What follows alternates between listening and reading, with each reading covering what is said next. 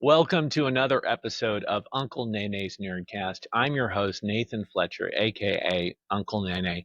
We have a great, amazing show today. I love authors, I love creators, I love storytellers, and we've got someone who's been doing it for 10 years now and has created some really interesting stuff that we're going to talk about. I'd like to welcome to the show Tyler Snure. Thanks so much for having me. I'm excited to be here. Thanks for coming, Tyler. We're excited to have you here. You launched your debut novel, The Jewels of Fate, when you were just 17, I believe. Yes. And so, you've been working at them for a while now. I guess, just tell us a little bit about, how you got started at such a young age. I think that that's something that, everyone would want to know.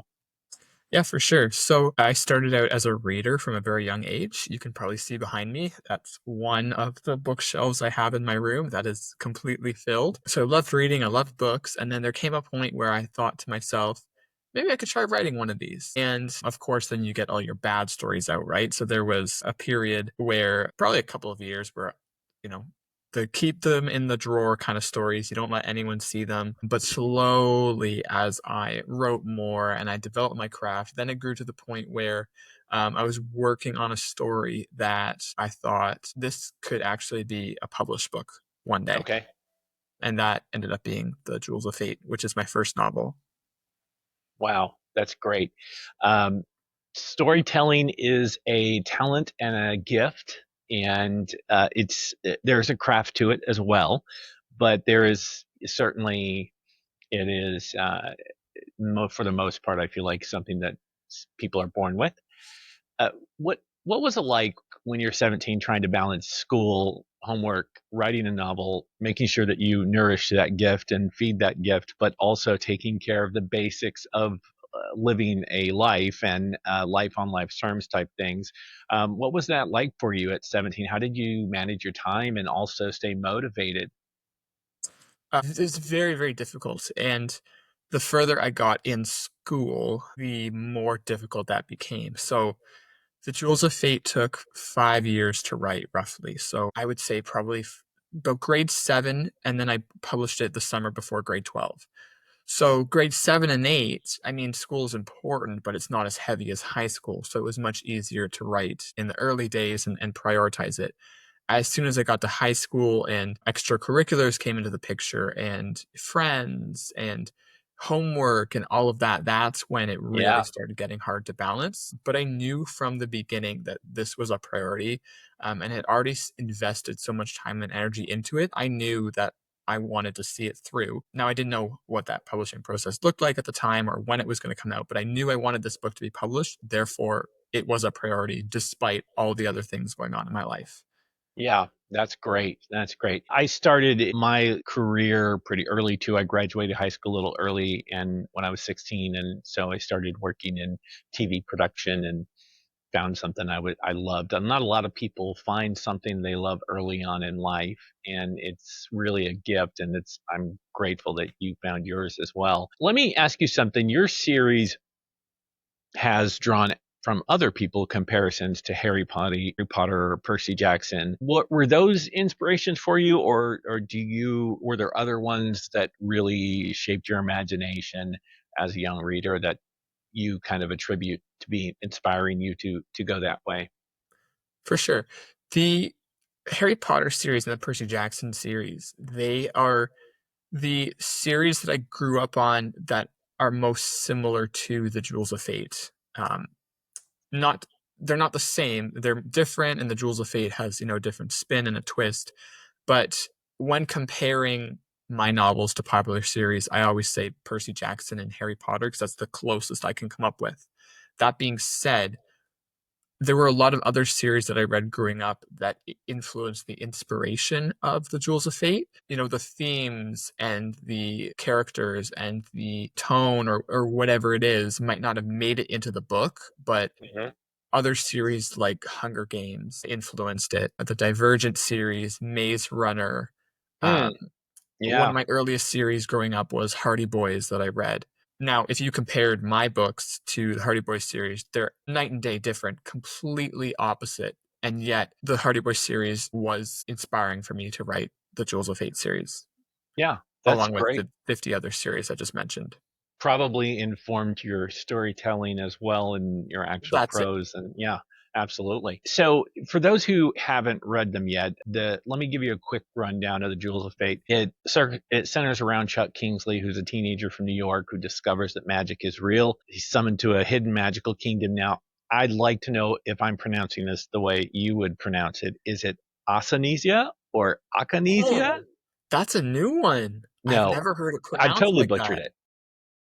No, that's you didn't butcher it. That's Okay. not the way you say it, but I like the way you said it though. It's got a nice way of saying it. And it's actually pronounced Akinesia though. Echinacea. Okay. I do this. My wife always tells me to do this. I grew up in South Texas. And so I was at one point very fluently bilingual. And so sometimes when I don't know how to pronounce a word, I attribute Spanish dialect. So that's why in my head it's Acanesia because that's how you would pronounce it in Spanish. So maybe that's where it came from. But you pronounce it, I'm sorry, Acanesia?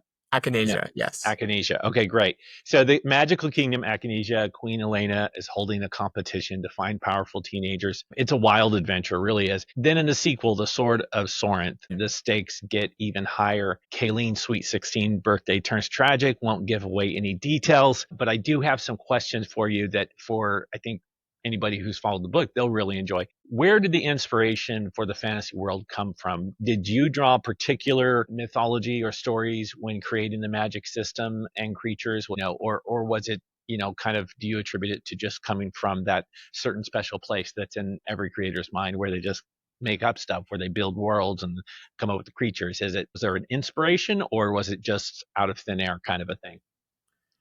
A little bit of both. Okay. The magic system in Akinesia. So for those who haven't read the Jewels of Fate yet, it's the kingdom has 10 cities within the kingdom that Hmm. make up the world of Akinesia. And each of the characters, the whole population of Akinesia, is divided into 5 subcategories, which I call fields of magic. Okay.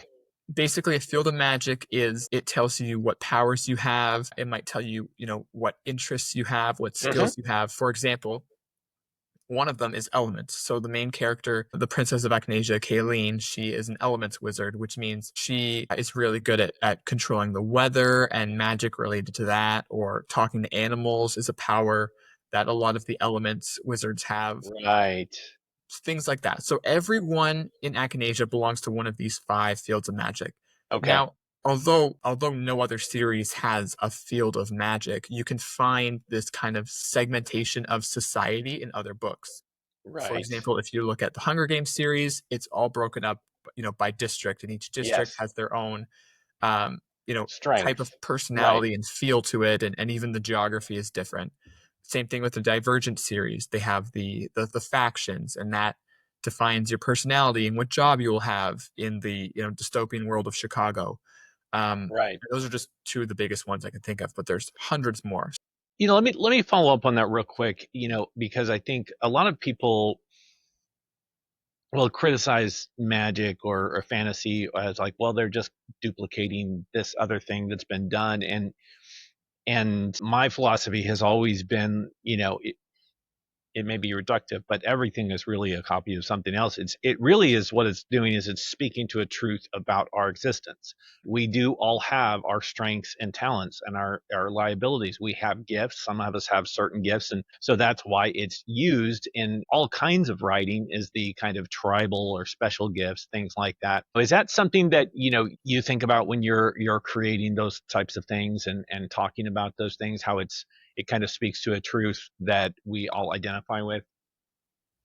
Of course. And this is hard to say without giving away plot details of the book, but Right, part of the Jewels of Fate story hinges on some of these characters accepting those gifts right, and those powers or denying it and trying to choose something else, which also you will see the struggle with in a lot of other books and movies. So absolutely, it speaks to the idea that, we might have skills or what we might be born into a situation where skills and opportunities and circumstances are handed to us, but it's still a matter of choice of do we choose that or not, for better or for worse. Yeah. When you're writing, I'm curious with these books, Jewels of Fate and the Sword of Sorn, is there a particular character that you really enjoy getting in their headspace and writing their perspective from? And does one jump out at you like whenever I'm in this space writing this character, I just really enjoy it more than the others? Absolutely. So I should preface that by saying the five main characters of the Jewels of Fate, Chuck, Kayleen, Kimmy, Dakwa, and Ryan. If you go on my website, snurstories.com, you can take a personality quiz to find out which character you are and Oh, which one great. you most relate to by, Great. answering the questions. So when I first started writing this story and I designed this personality quiz and I incorporated this Fields of Magic idea into the novels, I thought I would resonate with one character more. Yeah. And then it turns out it was completely different. So that's an interesting question with multiple layers to it because my personality matches Chuck's the most, Okay. the main character. So I'm Okay. a combat magic when I took the quiz, and that's the Right. most popular answer I've heard. However, my favorite character to write is Kimmy. Kimmy. Yeah. What do you enjoy most about when you're writing Kimmy? She's feisty Okay. and she's kind of a punch first, ask questions later Okay. kind of a girl. So there's a lot of scenes where she does something drastic or stupid or just kind of charges into battle. And Right. for me, writing those scenes is kind of fun. I don't know what the appeal is, Yeah. but I just love putting Kimmy in situations where she's going to knock a few heads and throw her knife at some monsters and things like Okay. that and end up saving the day in the end along Yeah. with the other four characters. But she's the most feisty of the five, whereas the other four are more reserved. So yeah, that's who I like writing the most. Okay. Let's go on an adventure. Are you ready to go on an adventure? I'm ready. I'm ready. Where are we Let's going? Okay, what we're gonna do is we are going to take the test and see what is Uncle Nene. All right. So All can you right. see the test on the screen? Yes. Yep. All right. All right. So what's your favorite indoor activity? We already know what this one is. Yeah. Okay. Favorite outdoor activity. Out of these, it's actually going to be going to the zoo. Interesting. If you see $5 bill on the ground, spend it and ask everyone, ignore it, give it to charity. Okay, I think I'm going to do that one. I hope I do that one. Your favorite meal, Thanksgiving to Caesar salad ice cream. Oh my God, I wish it was Caesar salad, but it is ice cream with fries. Someone asks you for directions, talk, talk extensively about where they're going. That's hilarious. No, I normally give them directions, is what I would do. Favorite favorite Friends character. What does this have to do with? But I mean, my favorite is what you don't have my favorite. There's no Chandler. Oh my God, Oh. what do I do? Okay, out of those four there, I think Phoebe's my favorite. Yeah. Choose the book you would most likely to read. I'm going to go with out of these, it's going to be Harry Potter, actually. Your favorite subject is actually, man, it's actually lunch. I wish it was science. The celebrity you most would want to meet. Let's see. Oh, Robert Downey Jr. I'm an He's RDJ pretty cool. super fan. He's pretty cool. You would rather be skydiving instructor. That sounds really cool. Um, I think I am gonna go with skydiving instructor. Yeah. Okay. So now it's gonna email. Let's see. My name is Nathan, and my email is there. Let's see. Combat magic. We're the Wow. same. We are We're the awesome. same. That is great. Okay. So that was awesome. So I am combat magic. Wow. All right. Keep that in mind for the rest of the interview. Mhm. Okay, so let's see. I did have a question about, without giving away too many spoilers, what sort of Soren that does raise the stakes? What did you want to accomplish in the sequel in terms of story or character growth? What did you set out to do? And of course, not giving away anything since the book just came out in 22. I think to answer that question, it's pretty evident on the cover of the books. So you got to see them side by side to kind of understand this. Okay, come on, let's see it. You got them. The Jewels of Fate really centers on the five main characters because they each represent one of the five fields of magic that we just showed the quiz for. Okay. However, the Sword of Sorenth really focuses on Chuck and Kayleen more. Now, the other Okay. three characters are in the book, but Chuck and Kayleen are the most important. And I really wanted to make that clear when I was working with my illustrator on the covers that the first book is more of a team effort kind of thing where they're all together and Right. they share equal responsibility.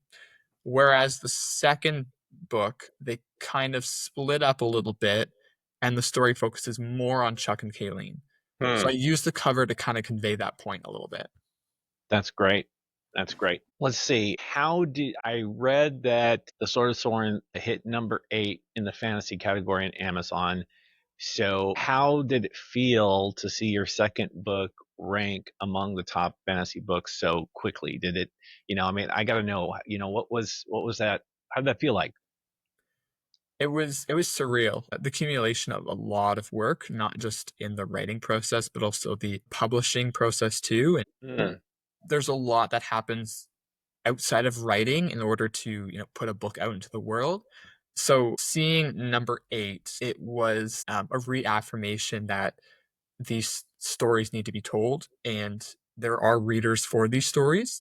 yeah.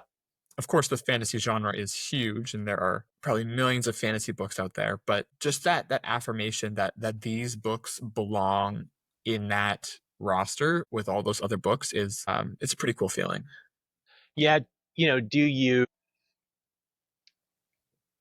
Did you ever suffer from the imposter syndrome, like I don't belong when I'm compared to these other big names? Has that ever been anything you struggled with? Yeah, yeah. Especially when I was struggling, do I do self-publishing versus traditional publishing? And I ended up self-publishing and I'm very, very happy with that decision. Oh, wow, I didn't know that. You self-published. I Wow. did And self-publish. made it to number 8. That's phenomenal. Yes, yes. And the reason is, well, actually there's lots of reasons, but the biggest reason is you get more creative freedom on self-publishing books than you do traditional publishing, and they actually can be more profitable than traditionally published books. Yeah. However, before I knew all this and before I, took classes and attended conference and learned this, there was this perception in my mind that traditionally published authors were authors who had made it, whereas self-published authors were the rookies. Right. Yeah, so but once you understand the math and what the industry is really all about and actually, how books get sold and how authors make money, you can see that it's not separate like that. Like you can be successful in traditionally published in the traditional published world as you can in self-publishing, but in a lot of cases, self-published authors can make more than traditionally published authors. So it's just a matter of picking the path that is right for you and your books and your goals and lifestyle. That's great. That's great. I'd like to talk just a little bit about your writing journey and craft. Obviously, you started at a young age and, been doing it for 10 years or so. So, how has your process changed from when you were a young man, to being an adult? Has that changed your writing process? Yes, yes. Well, my first stories I wrote were actually about my friends, and those are the ones that you kind of keep in the drawer and you never let anyone see. Yeah. Um, so once I started, writing characters of people that I didn't know, which my friends and family were very grateful for because I didn't really do them justice in my descriptions and how I described them and all of that. So once I really moved into fictional characters, that was probably the biggest shift for me. But each book, you grow and mature.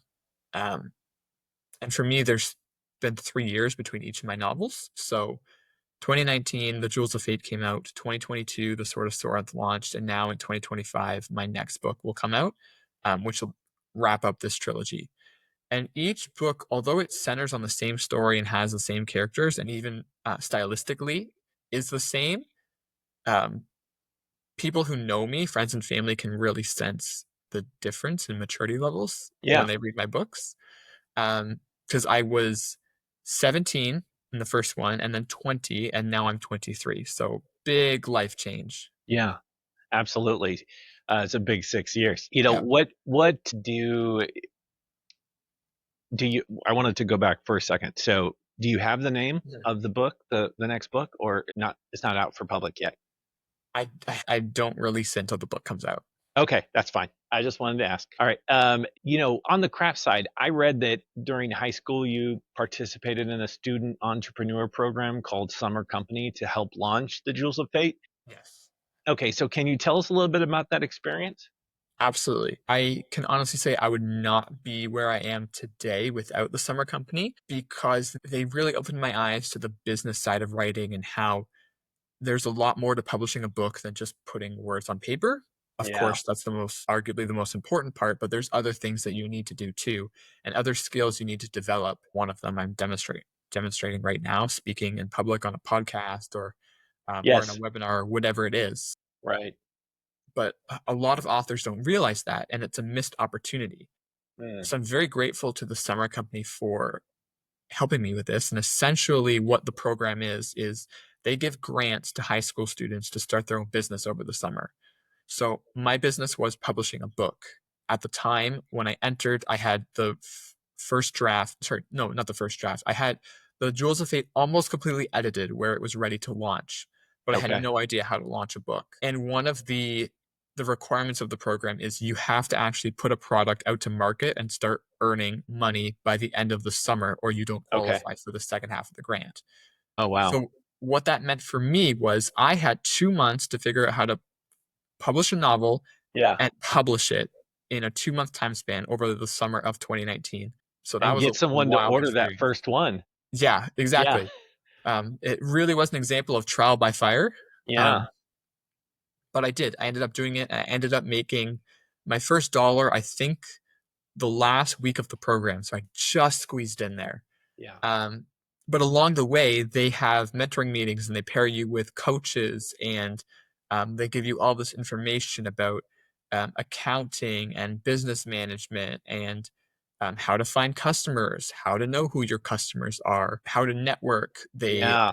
put us in our first vendor market, which was essentially where we showcased our product and we tried to talk to strangers who may or may not be interested in buying our products, whatever they might be.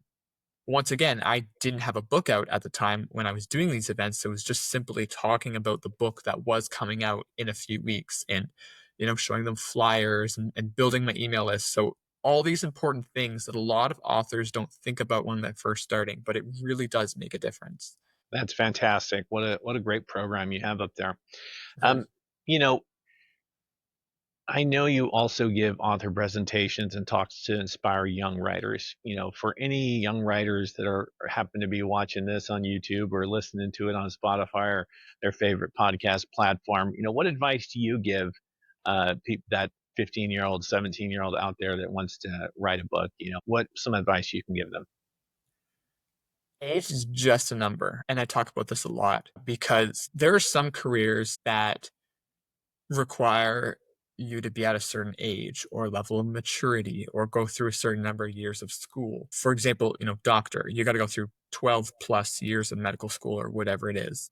So it's, very, almost say impossible to find a 20-year-old doctor who's fully certified. Right.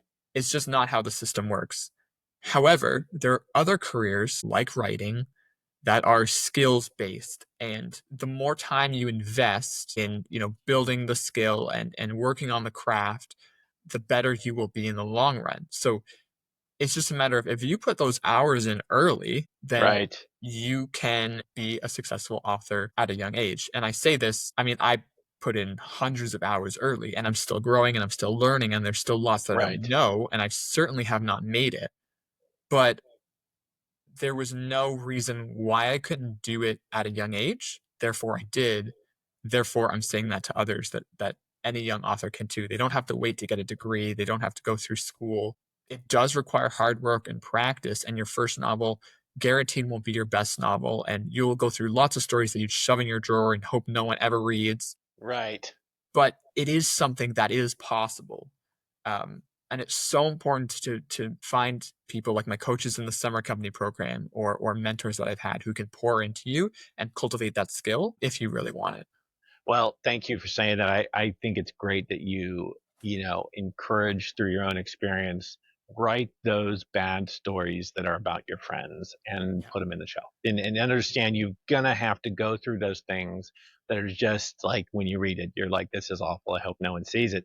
You have to go through that to get to the stuff you're like that is really good and put in the time, put in the working. You know, I love there's a stand-up comic, Jerry Seinfeld, and I love his interview. He's like, "There's no such thing as writer's block. You just write bad stuff. Just push yourself through it. Write the bad jokes before you get to the good jokes." You know. You know, Tyler. Let's talk a little bit about the reader impact and reception of the books. You know, I came across a comment from a high school librarian who said students at her school couldn't not put it down, and that you have a good grasp on what teens like. So, you know, how does it feel knowing that your story is resonating so strongly with teens and even getting nonstop checkouts in a school library, you know? It's an awesome feeling. That is what every author wants. Now, of course, you want to make money off of it and turn it into a career, but the whole reason we write stories and we choose this form of business and form of selling, because there's a lot of things that you can sell that aren't personal and aren't creative and aren't artistic. But us authors, we chose to write a story and then share it with the world. So Yeah, that feedback is ultimately what we're looking for and what we're hoping for. And the biggest reward for writing by far. that's great. Has Hollywood come calling yet? Not yet, not yet. Not Still yet. working on that one. It's just a matter of time, I'm sure. Yeah, I'm Well, also a screenwriter too, so I've got my foot in that world as well. really, Yeah, how does that work for you? Do you just start with screenplay or do you write the novel first and then go to trying to transition that to a screenplay? you start with both at the same time, actually. Really? Okay. Yeah, yeah. Okay. So I have a screenplay that I wrote that I'm finishing up, and it's completely different from my books. It's a murder mystery set in a high school. Really? But the whole idea is you kind of play both fields. So if you're an author and a screenwriter, you want to have screenplays that might get the attention of your books, but you Right. also want to have books that might get the attention of a producer who wants to make that into a screenplay and then a movie. Mm. So it's kind of going down both roads at the same time, and that's what I'm doing. So I don't have a screenplay of my books yet because I'm working on this original screenplay that has nothing to do with my books, Yeah. while also writing actual books at the same time. Well, it's interesting where it's that combat magic similarity we have wanted to create this world. So really what you're talking about world building, you know, is I started with just a document that just kind of gave the lore and history of the world, how the magic works, the creatures, the monsters, the different, I did a map with the different regions and different dialects, different people, and figured all of that, how the economy works and how time works. And, you know, they have longer years. They have 720-day years, you know, Oh wow. all of this stuff and figured all that out first. And then I've written some like little stories. I wrote a screenplay, you know, all based in that Yeah. world. But I like that method better. But what I realized for me is that I'm much better at the world building part than the actual writing part because you know that's just we all have our gifts. Yeah. That's mine is not. I wrote a short story. It was awful. I threw it away. The third screenplay I liked better, but it still needs work. And It's so not the awful, question, it's a work in progress. yes, absolutely, work in progress. There we go. So, one thing I noticed in your books is the idea of found family. This that group of friends from different worlds, and then they become really a family, and that family is really who you choose to be your family is kind of more of a theme there. You know, is that something that's personally important to you, or is that something that just was on your heart to write about? Interesting question. I've never been asked that before. So the found family, that it's personal to me in the sense that I I read a lot of it in fantasy. So it's one of those tropes that is not universal in the genre, but you can find it Right. in a lot of other stories. Oh yeah. And I think it's an important message to the world, maybe not for me personally. I mean, my family's great. My Yeah. family's super great because my mom actually helped edit my books. So, Oh, that's great. Yeah, yes, yes, absolutely. yeah. So my family's awesome, and my extended Yeah. family, and all the cousins and everyone who's related to me. But for someone who maybe doesn't have that and doesn't have that Yeah. support system, Yeah. like my last launch that I did back in 2022, half the people in my room were my family. They were somehow related to me, Okay. cousins, second cousins, third cousins, twice removed, whoever you are, like you were related to me and you wanted to come support me. So it's great. So I know how lucky I am, but I'm also aware that others aren't. Yeah. And maybe this is why this is such a universal theme in uh, fantasy genres and other genres as well, because you don't have to be alone and you can choose your family if you weren't born into it, right? Hmm. So, and it's also the idea that your friends can feel like family, which Yeah. I've experienced that too. Like some of my close friends, I forget that they're just friends, and it's like more of a family thing. Yeah.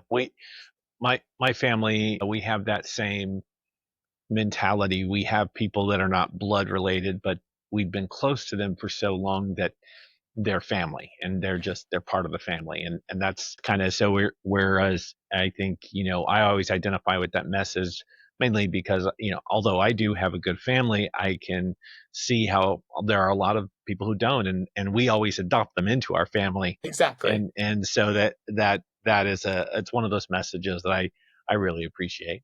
Yeah. Like I have an aunt and uncle who are not actually my aunt and uncle, but I call Right. them my aunt and uncle because they're basically family, and they're probably going to listen to this podcast at some point because they're also hugely supportive, and I'm very grateful for them. So shout out to Aunt Karen and Uncle Keith if you're listening. All right, and Karen, Uncle Keith, way to go! Yeah, I am Uncle Nene to some nieces and nephews that are not blood related, but they're family somehow connected, and they call me Uncle Sure. Nene, and that's fine. You can do that. One of the things that's interesting is of course adults as well enjoy your books, although you write for teens. Are there themes and layers you intentionally include to reach both groups, or do you not put much thought into that? Yes, yes, and no. So Okay. it wasn't the focus when I was writing it, but Okay. once I got to the marketing stage and promotion, I realized kind of the appeal to multiple demographics, and I started playing with that in my marketing. Now, when someone asks me who my books are for, I say they're for ages 12 to 18 because that's kind of the target audience I set up Right. on Amazon. That's the majority of my buyers or Yep. parents who have kids in that age. That being said, there are certain aspects of the book that appeal to younger audiences and older audiences. And one of the biggest examples I can think of is I have a family friend of mine who's my age, and he was not a reader at all.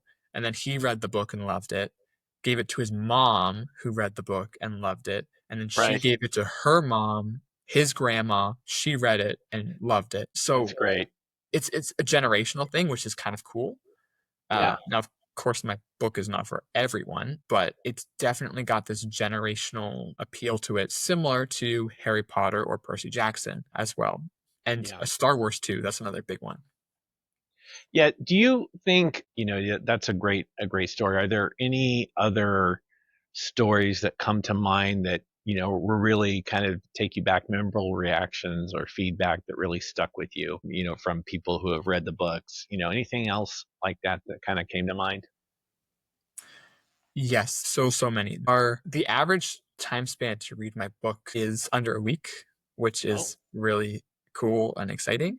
that's great. So there have been multiple times where I'll sell someone a book, and then 5 days later I'll hear from them, or I'll hear from their mom. They'll be like, "When's the next book coming out? Can we get the next one?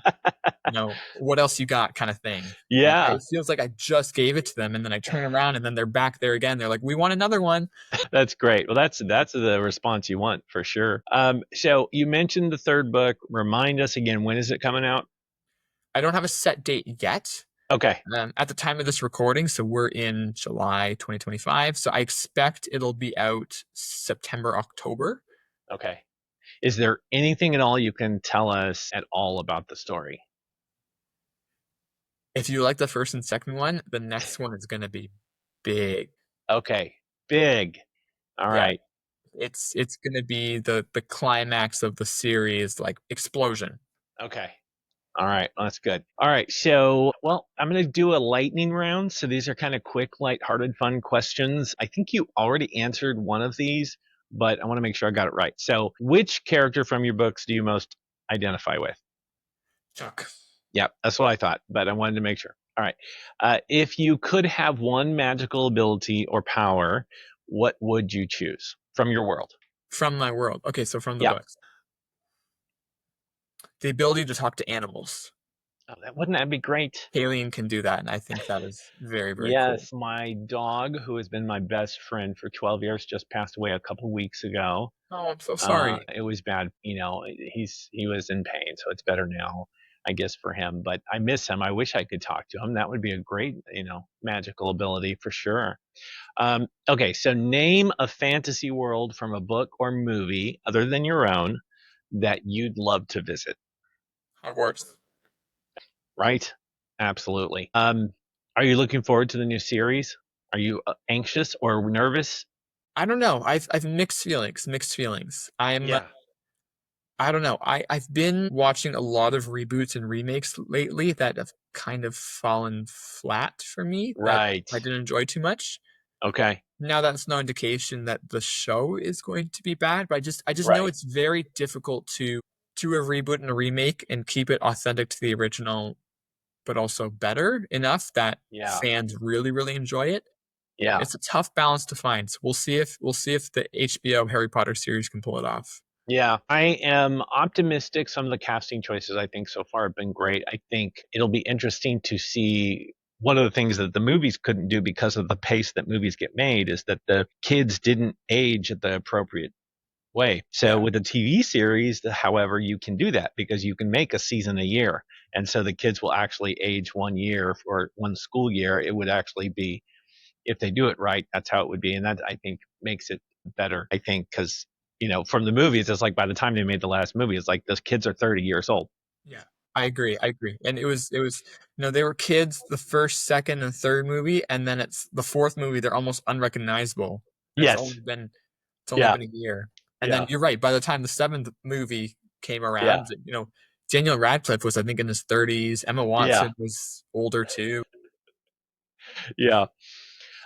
Okay, so a couple more quick questions. What magical creature or monster from any mythology, yours or others, that do you think is the coolest? That is just the coolest creature or monster ever? Mm. I'm going to say I'm going to say dragons. Oh, man. Yep, that's a good one. Dragons, you can't go wrong with dragons. I always liked the Lord of the Rings dragons because the idea was that they were a person, cognitive, and they could talk and they had. I always thought that was fascinating. If the Jewels of Fate were ever to be made into a movie or TV series, is there a dream actor you have in mind to play Chuck? Play Chuck. If you were in charge of casting and you were Okay. like, I have approval, I get to approve the actor for playing Chuck, is there someone that you'd be like, oh, yes, they're perfect? Okay. I have to say both Chuck and Kayleen though, because I have Okay. acting choices for both of them. Okay. For Chuck, Timothy Chalamet, Yep. Can't go wrong there. hands down. He's Absolutely. got that old soul Mm-hmm. kind of vibe that Chuck has. Yeah. And then for Kayleen, Millie Bobby Brown. Oh, yeah. That's a good one. Absolutely. She was incredible in Stranger Things. Another one, by the way, right? Season 5, they're finally coming out with, and the kids are all 30. But, well, Mhm. Yeah, yeah, that's except the her. She's still like 18 or 19 or something. yeah, yeah. Okay. So, as a writer, last question. As a writer, are you a night owl or an early bird? I'm whatever my schedule needs me to be. Well, good for you. But Yeah. what if you didn't have things on your schedule? Would you be the kind of person that, stays up till 2 or 3 in the morning every night and sleeps till 10? Or what kind of comes natural? I write best in the morning. You do. I do. Okay. Productive wise, Yeah. I'm better in the morning. However, Okay. I do like a good night out. Yeah. And, Yeah. I have no problem staying out till 2, 3 in the morning if we're having a good time. Yeah. But working, I kind of tap out somewhere between 12 and 1. Yeah. Um, mhm. That's good. Yeah, everything in moderation, I suppose. Yeah. Absolutely. Well, thanks for coming on the show. This has been so much fun. I really hope that for anyone's watching who hasn't checked out The Jewels of Fate and The Sword of Sorenth, you do so. It's on Amazon and you can get it both Kindle and paperback. Check out his website, Tyler's official website, snurestories.com. That's SNURE stories.com. Find out which magic you are. I'm Combat Magic. Uncle Nene officially is Combat Magic. Don't forget to follow him on social media, Instagram, YouTube, all that good stuff. Before we go, is there anything, Tyler, you'd like to tell our audience to check out that I didn't already say, or any outgoing messages you'd like to send? Yes. So I'm speaking to the parents. Okay. So another part of my business that I do, as well as writing books, is I've started working with parents on empowering them with strategies to help their reluctant reader become enthusiastic readers. So if you're a parent listening to this, and maybe the Jewels of Fate sounds intriguing, and I totally encourage you to go pick up the book. But maybe you're thinking, oh, it sounds like a cool book, but I just wish my child would read more, or I don't know how to get my child to read more. I have a something called a reluctant reader breakthrough blueprint that I would love to offer you. It is a session with me where I just give you strategies and tools to move your child from reluctant reader to enthusiastic reader. So, if anything I've said on this podcast has resonated with you, but you have a non reader in the family, I would love to connect and help you out. That's fantastic. I really appreciate you doing that, Tyler. Yes, reading's good. Reading is a good thing. There was a time where, we didn't have phones and we had to read. But thanks for everyone who watching. This has been a great episode. Please subscribe to Uncle Nene's Nerdcast and follow us on social media. Go to unclenene.com as well. And thanks for watching. End every episode the same way. For the love of God, stay nerdy. Thanks for watching.